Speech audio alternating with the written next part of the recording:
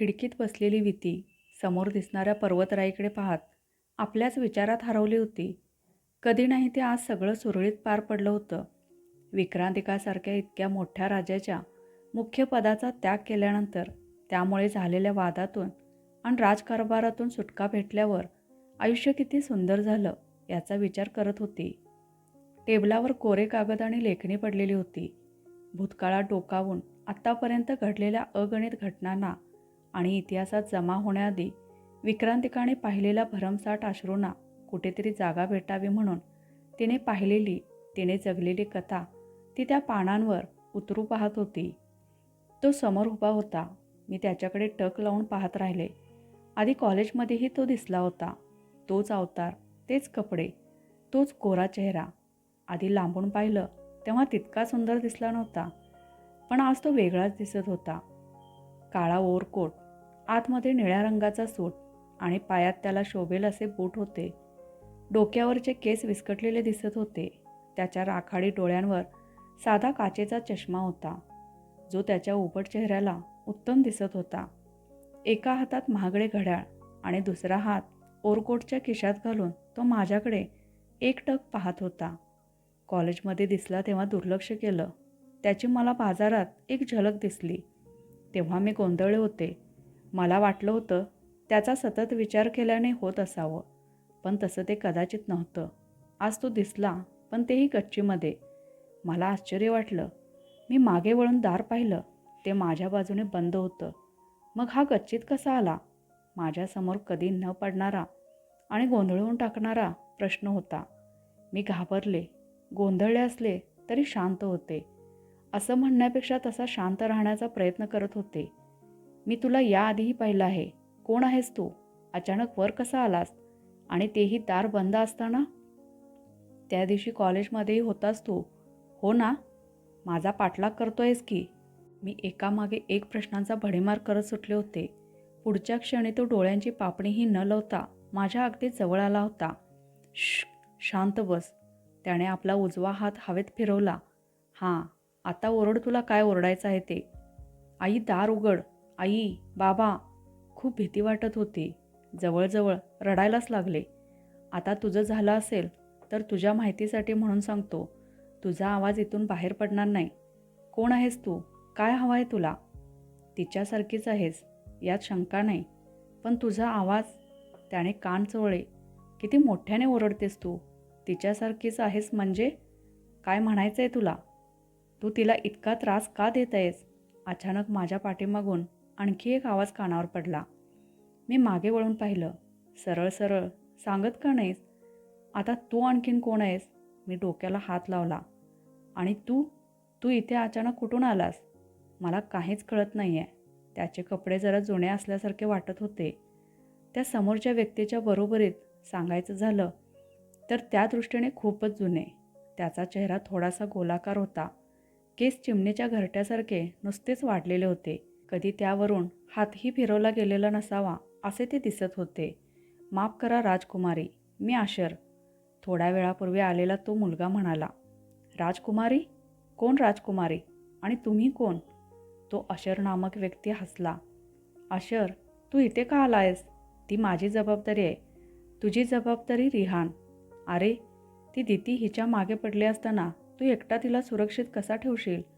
विसरू नको, दितीची शक्ती केवळ तिच्याकडे पाहून कळणाऱ्यातील नाही. 50 वर्षांचा अनुभव शिवाय 200 वर्ष बंदिवासात राहून तिची शक्ती अनेक पटीने वाढलेली आहे. मला सगळं कळत आहे, पण तिला सगळ्यात आधी विक्रांतिकामध्ये न्यावं लागेल. मला नाही वाटत ती इथे काही बोलू देईल. डोळ्यातील अश्रू गाळण्याव्यतिरिक्त माझ्यासमोर कुठलाही मार्ग नव्हता. मग आपण थांबलो का आहोत? कारण ती साधारण मनुष्य आहे. जादू. रिहान आपलं वाक्य पूर्ण करण्यापूर्वीच माझ्या डोक्याला जबर मार बसलेला जाणवला आणि मला इतकी झोप आली की असं वाटलं मी पुन्हा कधीच या झोपेतून उठू शकणार नाही. शुद्धीत यायला वेळ लागला. किती ते ठाऊक नाही. डोळे उघडले तेव्हा लक्षात आलं मी कुठल्या तरी वेगळ्याच विश्वात आहे. मऊ उबदार पलंगावर रेशमी चादर पांघरून मी झोपलेली होते. पलंगाच्या संपूर्ण बाजूने पडदे होते. मी खाडकन उठले, पण डोक्यात एक सनकन शिरशिरी आली आणि जणू विजेच्या लहरीच्या स्वरूपात अचानक निघून गेले. त्या क्षणापुरते डोके फुटते की काय असं वाटलं. नजर सावरल्यावर पाहिलं, तो रिहान नामक युवक तिथे असलेल्या नक्षीदार सोप्याच्या पलीकडे खिडकीतून बाहेर डोकावत होता. तिथे सज्जा असावा, कारण त्या बाजूने हवेचा झोत आत बाहेर करत होता. मी उठायचा प्रयत्न केला, पण डोक्यात घणाचे घाव पडल्यासारखे वाटत होते. सहन न झाल्याने मी ओरडले. माझ्या आवाजाने तो माझ्या दिशेने यायला निघाला. मी पटकन उठले. जमिनीवर पाय ठेवतात गरगरल्यासारखं झालं. तू मला कुठे घेऊन आलायस? माझ्यासोबत काय केलंस? डोकं आता फुटेल की काय असं वाटतं, मी चिडलेल्या स्वरात म्हणाले. तिथे असलेल्या त्या 2 पायऱ्या उतरून मी खाली आले. बाजूलाच तो मोठा बाहेर जाण्याचा दरवाजा दिसला. माझा ऐकून तर घे. मी दारापर्यंत गेले आणि इतक्यात तो दरवाजा धाडकन कोणीतरी बाहेरच्या बाजूने ढकलला. माझा तोल गेला आणि मी मागे पडले. कोणीतरी पाठीमागून हसलं. ती मुलगी होती, खूपच सुंदर. हातापायातली घुंगरू वाजत होते. तिची केशरचना आणि तिने घातलेले ते मोत्यांचे दागिने तिचं रूप अजूनच उठवत होते. तुझ्याकडून ही अपेक्षा नव्हती. त्या मुलीचा आवाज दारामागून माझ्या कानावर आला. काहीही बोलू नको सायरा. आईनं तुला लायब्ररीमध्ये जायला सांगितलं होतं ना? पुस्तकं लावून झाले का? हां, मी काही तुझ्यासारखी काम चुकार नाही, समजलं ना? त्यांचं बोलणं काही कळत नसलं तरी त्यांची भाषा तरी माझ्यासारखी आहे म्हणून हायसं वाटलं. काय चालू आहे इथं? कधी कोणी येऊन मला म्हणतंय मी तिच्यासारखी दिसते. त्यातली ती कोण आहे आणि मला इथं का आणलंय? धड काही सांगत पण नाहीत आणि मला इथून जाऊही देत नाहीत. हे बघ, तू तर काही सांगूच नकोस. तूच मला इथे आणलं आहेस, लक्षात ठेव. माझ्या आईबाबांना जर समजलं ना मी घरी नाही आहे तर? काही बोलण्याआधीच त्याने माझा हात धरून दणकन सोफ्यावर बसवलं. आता एकदम शांत राहायचं. मी काय सांगतोय ते आधी नीट ऐक. त्याच्या बोलण्यावर मी एकाएकी शांत झाले. तू इथे आले आहेस हे तुझ्या आईबाबांना समजणार नाही. आणि ते कसं? तू काय तिथं जादूने माझी प्रतिकृती तयार केली आहेस? तुला कसं समजलं? मीच केली होती. सायरा नावाची ती मुलगी मध्येच बोलली. पण तिचं उत्तर ऐकून मी एक क्षण थंड पडले. काय? माझी प्रतिकृती? मी सोफ्यावरून उठले, पण रिहानने मला परत खाली बसवलं. हे बघ, तू सध्या विक्रांतिका राज्यामध्ये आहेस. हे राज्य निर्वाणा देशातील अर्थव्यवस्थेचं मूळ ठिकाण. तू इतकं फिरवून फिरवून सांगितलं तर आधीच गोंधळलेली ती जास्तच पावरून जाईल. हो का?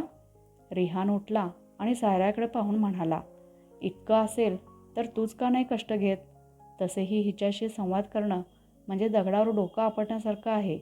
एवढं बोलून तो तिथून बाहेर गेला. त्याच्या बोलण्याकडे लक्ष देऊ नको. मी काय सांगते ते ऐक. हे जादूचं विश्व आहे आणि तू सध्या राजमहालामध्ये आहेस. काय? जादूचं जग? हे खरं आहे? माझा तिच्या बोलण्यावर विश्वासच बसत नव्हता. म्हणजे तू जादूगर आहेस? सायराने होकारार्थी मान हलवली. मला भीती वाटली. मी पटकन तिथून उठले आणि 2 पावलं मागे सरकले. घाबरू नको, काही होणार नाही. काही कारणांसाठी आम्हाला तुझी गरज आहे. त्यामुळे पुढचे काही दिवस तू इथेच राहायचं, समजलं? हो, का नाही? तुला काही लागलं की कोणालाही सांग, ते आणून देतील. एकदा तुला तुझं अस्तित्व समजलं की तू स्वतःहूनच इथे थांबायचा निर्णय घेशील. परंतु त्याआधी इथून बाहेर पडू नको. तुझ्या जीवाला धोका आहे. माझं अस्तित्व? मला धोका आहे? कुणापासून? ठीक आहे, आता भाषण पुरे. मला खूप कामं आहेत. तू आराम कर, ती म्हणाली आणि तिथून बाहेर गेली. माझं अस्तित्व? ही सायरा नक्की काय बोलून गेली? मी विचार केला, पण कुठल्याच उत्तराजवळ पोचले नाही. खोलीभोवती एक नजर टाकली. वा, किती मोठी आहे ही खोली! जर इतकी मोठी असेल तर संपूर्ण महाल किती भव्य असेल. तिथे ठेवलेल्या वस्तू खरंच खूप सुंदर होत्या. खोलीचं एकंदर वर्णन करायचं झालं तर खूप प्रशस्त, मोठी आणि मोहून टाकणारी. टेबलवर असलेल्या रेशमी चादरीवर सगळ्या वस्तू पद्धतशीररित्या मांडलेल्या होत्या. मेणबत्तीचे स्टँड, काही पुस्तकं, काही शोभेच्या वस्तू आणि आणखी बरंच काही. खोलीत उजव्या बाजूला चित्र होतं. त्यामध्ये खुर्चीवर बसलेल्या राणीची आकृती होती. नाकी डोळी छानच होती. रेशमापेक्षाही सुंदर असे काळेभोर केस, तलवारीसारखी धारदार आणि तितकीच तीक्ष्ण नजर, गुलाबाच्या पाकळ्याही लाजतील असे नाजूक ओठ, चेहऱ्यावर चंद्रासारखे शीतल तेज. कोण असेल ही? मनात प्रश्न उमटला. ते राखाडे रंगाचे डोळे एका क्षणापुरते ओळखीचे वाटले. खोलीत एका कोपऱ्यात 2 सोफे होते. खिडकीच्या दिशेने गेले. त्या खोलीला शोभेल असाच त्या खिडकीचा आकार होता. गुलाबी रंगाचे पडदे लटकत होते. बाहेर पाहिलं आणि समोरचं दृश्य पाहून एक क्षण भारावून गेले. मागच्या बाजूला डाव्या हाताला महालाचे मोठे गेट होते. त्याच्या 2 टोकाशी 2 शिपाई पहारा देत होते. समोर अथांग हिरवागार पठार पसरलेलं होतं. त्या ओस पडलेल्या जागेच्या पुढे असलेला तो हिरवागार पठार, त्याच्या भूभागावर कितीतरी सागाची, निलगिरीची आणि अशा बऱ्याच वृक्षाने गर्दी केली होती. ती पुढे जाऊन एका दरीमध्ये विलुप्त होत होती. तिथे ते महालाचे दार होते. त्याच्यापासून थोडं पुढे उतार होता आणि त्यावर दगडी पायऱ्या तयार केलेल्या होत्या. माझं डोकं पुन्हा गरगरलं. काहीतरी अनोळखी तरीही ओळखीचं वाटत होतं. डोळ्यातून माझ्याही नकळत पाणी आलं. खोलीचं दार पुन्हा ढकललं गेलं. रिहान, मला इथून बाहेर पडायचं आहे, प्लीज. मी त्याच्या दिशेने धावतच गेले. डोळ्यातून ओघळणारे अश्रू लपवण्यात काहीही अर्थ नाही याचा अंदाज मला आला होता. ही जागा ओळखीची आहे असंच ना? जणू त्याने माझ्या मनातील वाक्य ओळखले असावे. ओळखीची वाटते असं नाही, पण हे सगळं अनोळखीसुद्धा वाटत नाही. त्याने माझे खांदे धरले आणि सोफ्यावर बसवलं. हे बघ, तू आधी शांत हो. तुला इथे खरं तर आणायचं नव्हतं, पण काय? तुझ्या जीवाला धोका आहे. कोणापासून आणि का? सायरासुद्धा असंच काहीतरी सांगत होती. आणि मी कोणाचंही काही वाईट केलेलं नसताना, ज्या दिवशी आपण पहिल्यांदा भेटलो त्या दिवशीही तुझ्यावर हल्ला झाला होता. पण बघ, तू आता सुखरूप आहेस. थोडे दिवस इथे राहा. तुला सगळ्या गोष्टी आपोआप उमजायला लागतील. माझ्यावर विश्वास ठेव. विश्वास कसा ठेवू? माझ्यासमोर घडणाऱ्या घटना माझ्यासाठी अनपेक्षित आहेत. मी कोण आहे यावर सायराने प्रश्नचिन्ह उभे केले आहेत. माझ्या जगात मी आनंदी होते. माझं काहीतरी अस्तित्व त्या जगात होतं. पण इथे माझं काय अस्तित्व आहे? विक्रांतिका राज्य आणि या राज्याचा वारसा जितका गोंधळून टाकणारा आहे तितकाच समजून घ्यायलासुद्धा सोपा आहे.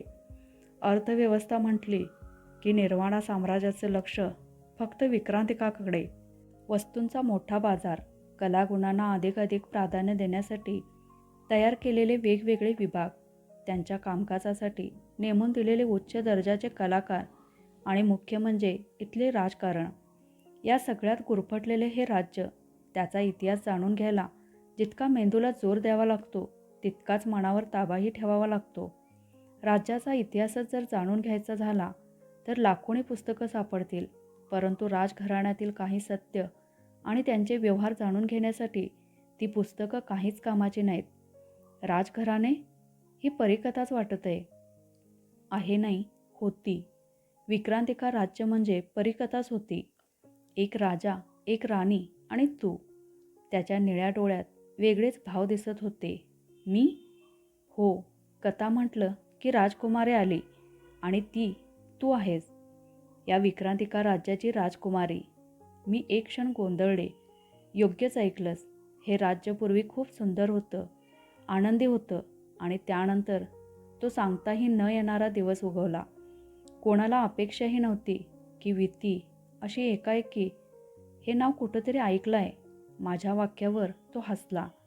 आज संध्याकाळी तुला तुझं न कळणारं अस्तित्व समजेल. त्यामुळे तू आता आराम कर. तो तिथून उठला. रिहान, मला माझं सत्य ठाऊक नाही. तू मला इथे का आणलंस ते सुद्धा माहीत नाही, पण थँक्यू. आणि ते का? कदाचित मला समजून घेतलं म्हणून. तो पुन्हा हसला आणि खोलीतून बाहेर गेला. मी राजकुमारी? पण मी नाही आहे राजकुमारी. मी तर कोण आहे मी? उत्तर सापडलं नाही, पण डोळ्यांवर झोप मात्र खूप आली होती. मी तशीच त्या सोफ्यावर बसले. कोण आहे मी? मी मलाच प्रश्न विचारत राहिले आणि कधी डोळे मिटले कळलंच नाही. रागिनी? आईचा आवाज कानावर पडला आणि अचानक एखादी चौकट फिरवावी तसं माझ्यासमोरचं चित्र बदललं. आता मी एका महालात होते. खूप जुना होता. ऐतिहासिक भग्नावशेष दिसायचे. अगदी तसंच ते समोरचं दृश्य दिसत होतं. चित्र पुन्हा पलटलं. विती, तू इथं आहेस? एका मुलीचा आवाज कानावर पडला. रिहानने जे काही केलं ते तुझ्यासाठीच होतं. मग तू इतकी का चिडली आहेस त्याच्यावर? पण तिची आकृती सावलीसारखी दिसत होती. पण त्याने मला याची कधी कल्पना द्यायला हवी होती. माझ्या कंठातून आवाज फुटला. पण असं का झालं ते समजलं नाही. जाऊ देत ना. त्याच गोष्टी परत परत बोलण्याने थोडीच ना तो परत येणार आहे. तू जर प्रयत्न करायचे सोडून दिलेस तर कसं होईल? आणखी एक जड आवाज कानावर पडला. माझ्यासमोर पर्याय नाही.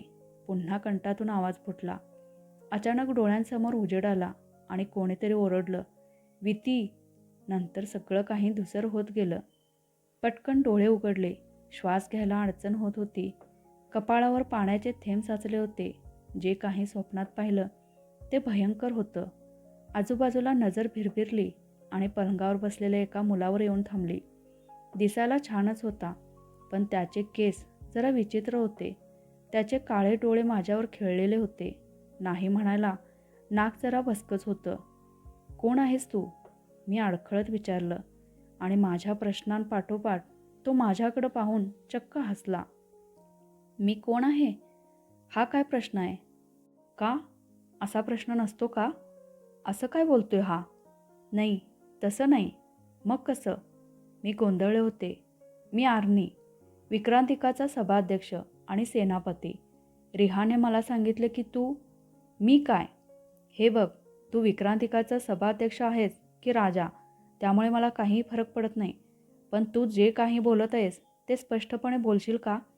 एकतर आधीच माझ्या डोक्यात नको नको त्या गोष्टींनी घर केलं आहे, ज्या खरंच माझ्या विचारांच्या पलीकडच्या आहेत. आणि जरा थांब, तुला तुझं अस्तित्व समजलेलं नाही असं दिसतंय. ठीक आहे, चल माझ्यासोबत. तो पलंगावरून उठला. कुठे? तू कोण आहेस? तुला जाणून नाही घ्यायचं? कोण आहे मी? तो पुन्हा हसला. आधी चल तर. त्याच्या पाठोपाठ त्या खोलीतून मी बाहेर पडले. मी जसा विचार केला होता तो महाल अगदी तसाच होता. भव्य आणि सुंदर. खोलीतून बाहेर पडले आणि एका खूप मोठ्या सज्जाजवळ आले. खाली जायला पायऱ्या होत्या. ती आर्नी नामक व्यक्ती थोडी पुढे गेली आणि आणखी एक सज्जा दिसला. यावेळी इथल्या पायऱ्या वरच्या दिशेला जात होत्या. पायऱ्या चढून वर गेलो आणि आणखी एक सज्जा दिसला. पण हा आधीपेक्षा अधिक मोठा होता आणि बाहेरच्या बाजूला जास्त पसरलेला होता. आर्नी मला घेऊन डावीकडे वळला. त्या बाजूला खूप मोठं कॉरिडोर होतं आणि तिथे 2 खोल्यासुद्धा होत्या. तो मला घेऊन अगदी शेवटच्या खोलीकडे गेला आणि बाजूला झाला.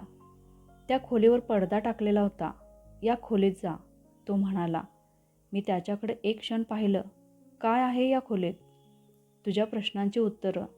त्याच्या म्हणण्याबरोबर मी आत गेले. अचानक मागचं दार बंद झालं. खोली साधी होती. एक क्षण घाबरले, परंतु लगेच सावरले, कारण ती अचानक ओळखीची वाटली.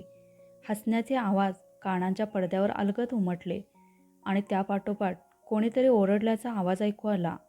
विती, विती, मला पकडून दाखव. या आवाजापाठोपाठ एक थरथरणारी सावली नजरेस पडली. त्या निव्वळ किरणांच्या प्रकाशातही मला त्या आकृत्या स्पष्ट दिसत होत्या. घुंगरांचे आवाज कानावर पडले. पलंग आणि सोप्याच्या मधोमध असलेल्या रिकाम्या जागेत पावलं उमटल्याच्या खुणा दिसल्या. थंड शिथिल करून टाकणारी हवेची झुळूक चेहऱ्यावर धडकली आणि अंधाऱ्या खोल गर्तेत मी सामावून जाऊ लागले. मला भूतकाळातील प्रत्येक क्षण दिसू लागला. रिहानच्या नजरेला नजर देऊन मी त्या जुन्या खोलीत उभी होते. तो नवीन वाटला, पण कदाचित ओळखीचाही. कोण आहेस तू? माझ्या घरात येण्याचं धाडस कसं केलंस? तो घाबऱ्या स्वरात म्हणाला. त्याच्या हातात धारदार तलवार असूनही तो नखशिखांत थरथरत होता. जणू त्याने समोर एखाद्या दैत्य पाहिला असावा. वाटणारच, कारण त्यावेळी माझा अवतारच तसा होता. मोकळे केस, रडल्यामुळे डोळ्यांखालील पसरलेले काजळ, कपाळाला झालेली जखम, गळ्याभोवती बसलेल्या फासाच्या खुणा आणि अंगात असलेल्या फ्रॉकवर धूळ मातीचे डाग. ही अशी होती आमची पहिली भेट. माफ कर, पण आजची रात्र मला इथे थांबू दे. तिने माझ्या मागावर जादूगर पाठवले आहेत. माझा जीव धोक्यात आहे. कोण ती आणि कुठले जादूगर? आणि तू कोण आहेस? मी राजकुमारी विती. राजकुमारी? तुम्ही या अशा अवस्थेत? माझी ओळख ऐकून त्याने आपली तलवार खाली केली. त्या संवादानंतर माझ्या डोळ्यासमोर अंधार दाटला. माझाच भूतकाळ आठवून मला रडू येत होतं. डोकं हळूहळू जड होऊ लागलं. दितीने केलेले वार, राज्य हस्तगत करण्यासाठी केलेल्या हत्या, अशा घटना एकाएकी डोळ्यांसमोर येऊ लागल्या. स्मृती मंत्राच्या प्रभावाने जे काही विसरले होते ती प्रत्येक गोष्ट डोळ्यांसमोर थैमान घालू लागली. आपल्या आईवडिलांच्या केलेल्या हत्या आठवल्या. राजसभेतील सदस्य आणि शिपाई, दास आणि दासी, अंगरक्षक आणि सेनापती अशा सगळ्यांच्या रक्ताने लाल झालेल्या महालातील पायऱ्या आठवल्या. गळ्यात बसलेला आपल्याच ओढणीचा गळफास आठवला. तिला हरवण्यासाठी रिहान, सायरा, आर्णी, दक्ष, देव आणि कालंदी सोबत मिळून केलेल्या योजना आठवल्या. महाल हस्तगत केल्यावर, तिला हरवल्यावर आणि राजकुमारी म्हणून आपले कर्तव्य पूर्ण केल्यावर याच महालात त्यांच्यासोबत घालवलेले आनंदी क्षण आठवले. आणि सरतेशेवटी आपण त्या विश्वात कसे गेलो हेही आठवले. डोळ्यांसमोर त्यावेळी पडलेल्या प्रकाशाचे कण फिरताना दिसू लागले. डोळ्यांसमोर फिरणारे प्रकाशकण हळूहळू विरू लागले. श्वास स्थिर झाला. छातीत धडधड अजूनही होती, पण मन मात्र शांत झालं होतं. मी आरशाकडे पाहिलं. ती मीच होते, राजकुमारी विती. माझं हरवलेलं अस्तित्व, माझा रक्तारंजित भूतकाळ आणि मी स्वतःपासून लपवलेलं सत्य, सगळं परत आलं होतं. दिती अजून जिवंत होती. संघर्ष अजून संपलेला नव्हता. पण आता मी पळणारी मुलगी नव्हते, मी वारसदार होते. बाहेरून मंदिराच्या घंटेचा मंद नाद ऐकू आला. महालाच्या भिंतींमध्ये तो आवाज घुमला. मी खोल श्वास घेतला. आता खेळ संपला आहे दिती, मी स्वतःशीच पुटपुटले. तर मित्रमैत्रिणींनो, आजची कथा कशी वाटली ते कमेंट करून नक्की कळवा. कथा आवडल्यास लाईक शेअर करा. चॅनेलवर नवीन असाल तर चॅनेलला सबस्क्राईब करा.